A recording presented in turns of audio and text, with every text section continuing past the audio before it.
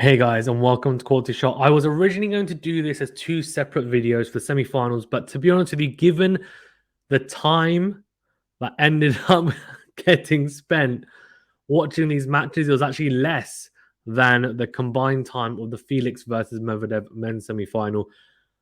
These were surprisingly very straightforward semi-finals. We're going to break down, first of all, Barty versus Keys, Barty getting through that straight set, and then Collins versus Swiatek, or Swiatek even, sorry.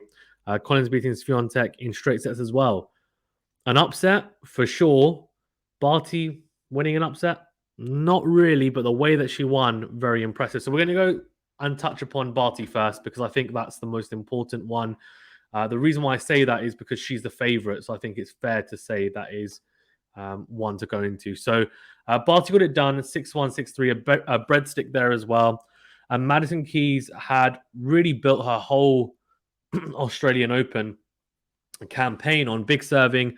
I think she'd served the most number of aces actually in the tournament so far in the women's side. And also in terms of hitting, she was seen as being this big hitting player. Now, a couple of stats were pointed out to me. Actually, Gil Gross posted it on Twitter, which was, yes, Keys has been playing very well. She's served very big. She's serving her spots. And obviously, miles per hour is not always the best indicator. But if we think about big serving and big hitting, you associate it with power.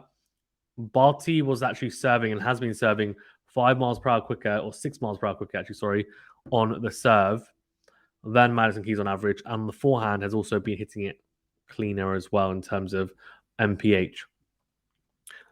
So that then sets the scene.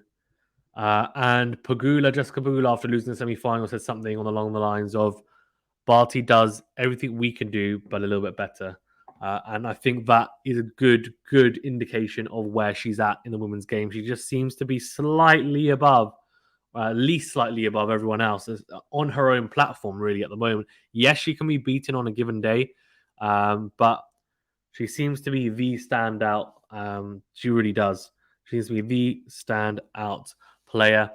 And she showed it in this match. She really did. It was a phenomenal victory today. And I'm going to go through some of the stats and also explain to you what really happened, because I thought Barty served really well. She clearly has this fantastic ability to not only hit one or two different serves, but a variety of different serves. She can hit the flatter serve, the slice serve, the topspin serve, and she's able to actually pretty much utilize those serves and place them wherever she wants for the most part. In terms of break points as well, she only had to save 2 break points in the match. What she, knowing her, would have been a little bit disappointed with, and we'll be thinking, let's, strive to not have to save any. No double faults, 5 aces. A lot of serves, though, to be fair, were unreturned, so they won't be on that aces column. In terms of first serve percentage, 61%, which you might think it's okay, and it is, it's okay. But what's impressive about her serve is not the fact that she only serves 61%, because that's not a phenomenal figure, but it's a very solid figure. It's this. 86% of first serves won, only 4 lost behind the first serve, and only 6 lost behind the second serve at 67%.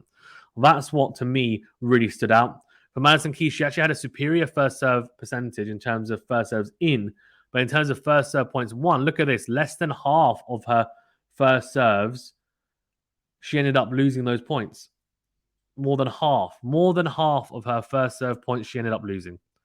Behind the second serve, a similar figure at 53%, so losing 47% of her second serves. If you look at the winners and unforced errors, I mean, it's just such a stark contrast. Barty hitting 20 winners and 13 unforced errors. Madison Keys, 8 winners and 24 unforced errors. Net points won, not fantastic from Keys. And this actually stat does tell a story, and it tells a story of Barty hitting defensively some slices very low, forcing Keys to come forward. And I don't know whether she knows that Keys is not the best volleyer at the net, and maybe Keys is a lot better than I saw today, but she doesn't strike me as someone who likes to come to the net a lot anyways. But when the ball is that short, the go-to is to hit an approach shot and come to the net to finish off the point. Her approach shots were not good enough. She kept on hitting approaches, whether it was a slice backhand or a dry backhand or a dry forehand. not right down the middle. At times it was right down the middle of the court, but at other times she was trying to hit the corners, but she just wasn't quite. It wasn't in the corner. Barty moved really well to the ball, and it was just a case of this is not great. She had lots of time, Barty, and she'd just pick her spot for the passing shot. So that's something to definitely work on. But look, she's had a very good tournament, Madison Keys. It's another tournament where she can say, look, I've come back. Her ranking will improve a lot after this run as well. But Barty just staked her claim as being the best tennis player on the world on the women's side. And the forehand looks fantastic. The forehand cross court is one of the best in tennis, period. And she just dictated all the points. Madison Keys in other matches has been able to dictate in the rallies. And to be honest with you, I have to be honest because, look, it's very easy for me to sit here and say that Barty had a complete blind and blew Keys away. She did play very well, but Keys had chances in rallies to put either hit a winner, right? Either there was a ball which was a bit short she could step into and hit a winner, or at least a shot where she could then assert herself into the rally on the front foot. Whether she wins the point, who knows? But I don't think she would have been beaten in this fashion. She may have been beaten in straight sets. It could have been in 3 sets. I don't think she would have won. I don't think it would have changed the outcome, but it would have been very, very competitive in comparison to this. So, in that sense, I think it's a question of Madison Keys made 24 unforced errors. Simple as that. She made 3 times the amount of unforced errors to winners. She was not striking the ball as cleanly as she has been in previous rounds. And that made a huge difference. It really did, because as soon as you got into the rallies, there was a lot of backhand she tried to hit down the line, and that shot has been working like clockwork throughout the whole tournament, and she missed a lot of them.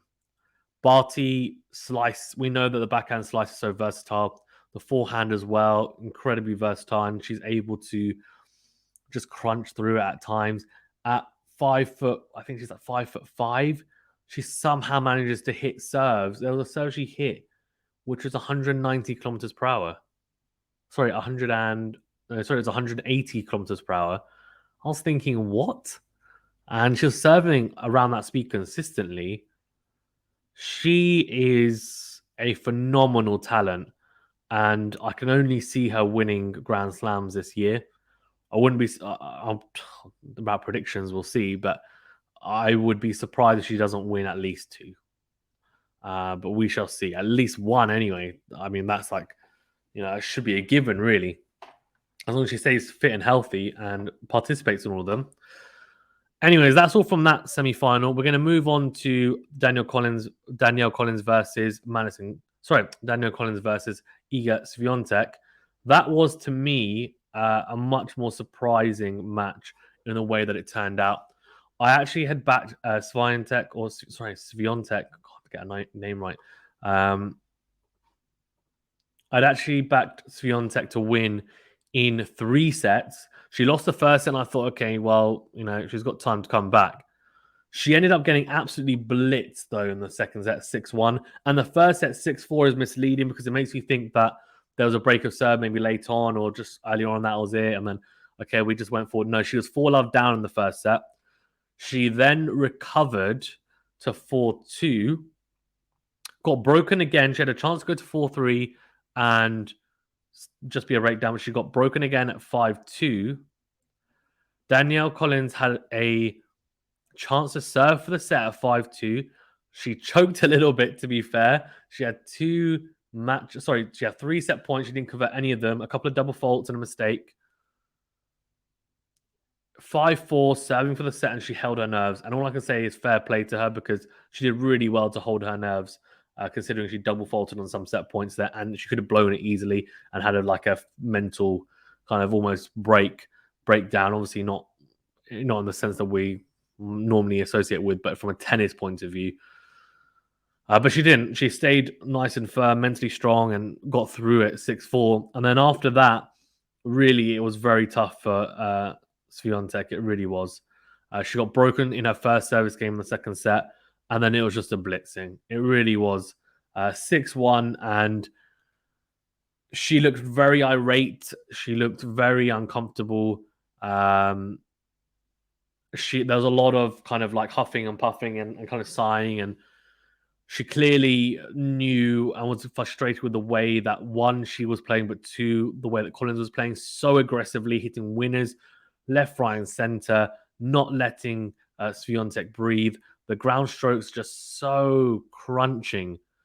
As soon as Swiatek got into the rally and was able to push Collins back onto the defensive, there were a lot of points where she ended up winning Swiatek, but she wasn't able to do that on a regular basis. They were points far and few between. She missed a lot of returns that she would normally expect to make, and that was very frustrating. I know you could see it on her face. And for Collins, she served very well for the most part into the corners. Swiatek struggled with the serve, some double faults, and the serve very slow. That's something she definitely needs to work on, because if she's not going to serve any quicker than 160 Ks, it needs to be in corners. You can't be serving down the middle of the box into the forehand, even on the first serve, because Danielle Collins showed that you'll get punished. And she returned really well, I thought, the American for the most part as well. She was just clinical. It was almost like she'd been here before. She'd been in the semi-final stage before, but it's almost like she thought to herself, I should be making the final. And that belief definitely seeped into her play. So we're going to the stats: 7 aces for Danielle Collins, 1 for Swiatek, 4 double faults each. First serve percentage, 64% for Danielle Collins, 60% for Swiatek. This is a difference, though, here. 78% of first serve points won for Danielle Collins, 59% for Swiatek. It's very low. And on the second serve, 14%. She only won 3 points behind the second serve. Swiatek won 14%, that is.